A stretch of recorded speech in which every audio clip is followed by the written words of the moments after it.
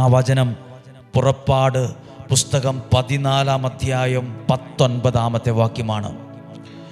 Israel ജനത്തിൻ്റെ മുൻപേ പോയിക്കൊണ്ടിരുന്ന ദൈവദൂതൻ അവിടെ നിന്ന് മാറി അവരുടെ പുറകെ പിൻപേ പോകാൻ തുടങ്ങി. ആര്? ദൈവത്തിൻ്റെ ദൂതൻ. മുൻപേ പോയിക്കൊണ്ടിരുന്ന ദൂതൻ അവിടെ നിന്ന് ഒരു സമയത്ത് മാറി അവരുടെ പിൻപിൽ പുറകിലും പോകാൻ തുടങ്ങി. ദൈവത്തിൻ്റെ ദൂതന്മാർ. ഇനി എന്നെ ഒരു നിമിഷം ഒന്ന് ശ്രദ്ധിക്കാമോ? എന്തിനാണ് ദൈവം ദൂതന്മാരെ അയച്ച് ഈ വിധത്തിൽ അവരെ സഹായിച്ചത്? ഒന്നെല്ലാവരും ഒന്ന് ശ്രദ്ധിക്കാമോ? ഇങ്ങനെയാണ് ദൈവത്തിൻ്റെ പദ്ധതി അവരെ കാനാൻ ദേശത്ത് എത്തിക്കുക എന്നുള്ളതാണ്. വാഗ്ദത്ത ദേശത്ത് അവരെ എത്തിക്കണം.